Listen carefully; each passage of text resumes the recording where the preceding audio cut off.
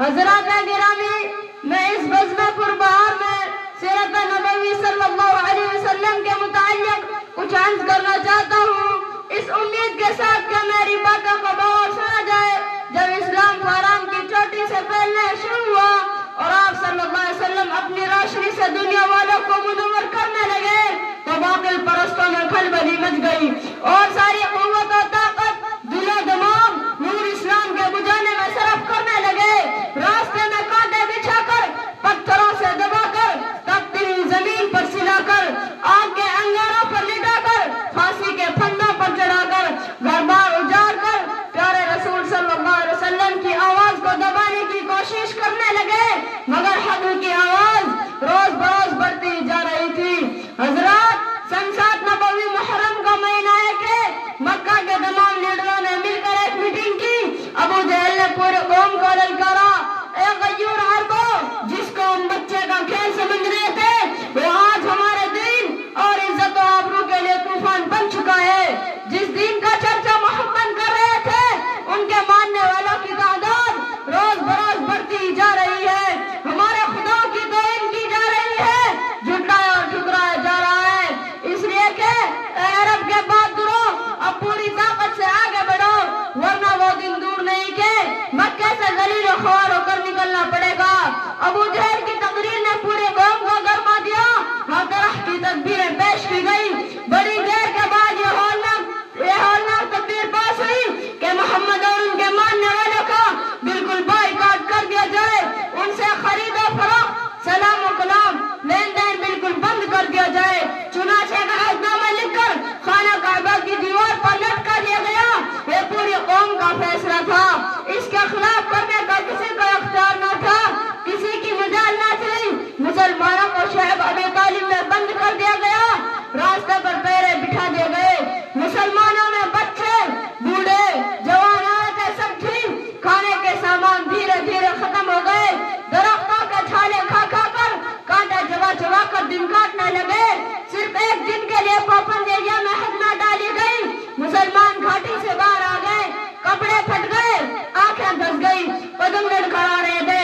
حضرات گرامی، قربان جائیے ان مسلمانوں پر کہ جن کی زبان پر کوئی شکایت نہیں تھی، مسلمانوں کی خستہ حالت دیکھ کر کفار ایکا لگا رہے تھے اور کہہ رہے تھے کہ اے مسلمانوں، کیوں تم اپنے آبا اور ذات کا دین چھوڑ کر ہلاک و برباد ہو رہے ہو؟ تم اب بھی محمد کا ساتھ چھوڑ دو، ہم تم پر سے ساری پابندیاں ہٹا لیں گے۔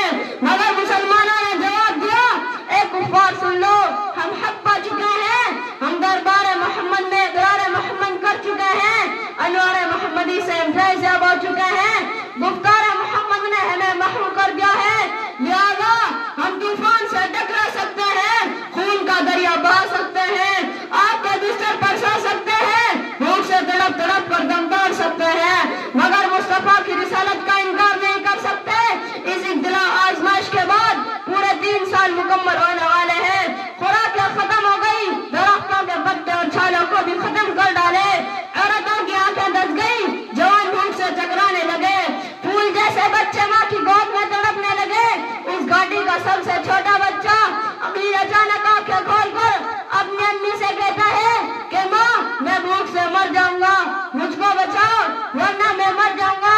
ماں کے ضبط کا بندھن ٹوٹ گیا، وہ بے تحاشا اپنا سر زمین پر پٹکنے لگتی ہے، سر پھٹ جاتا ہے، لوگ اسے سنبھالتے ہیں اور وہ یہ کہتی رہتی ہے کہ مجھ کو چھوڑ دو، میں اپنے لخت جگر سے پہلے مرنا چاہتی ہوں۔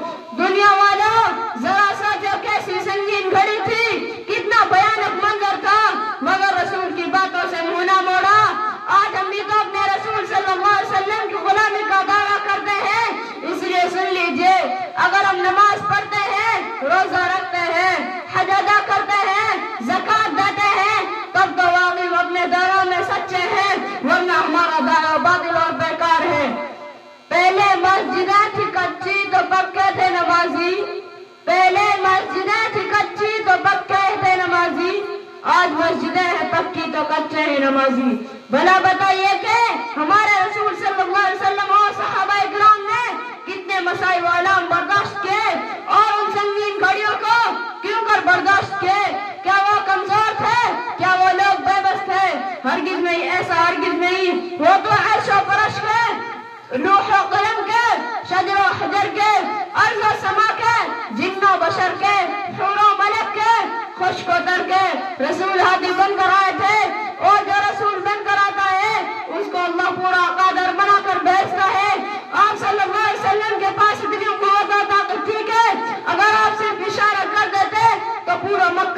کو برباد ہو جاتا، پورے مکے والوں پر پتھر برس جاتا۔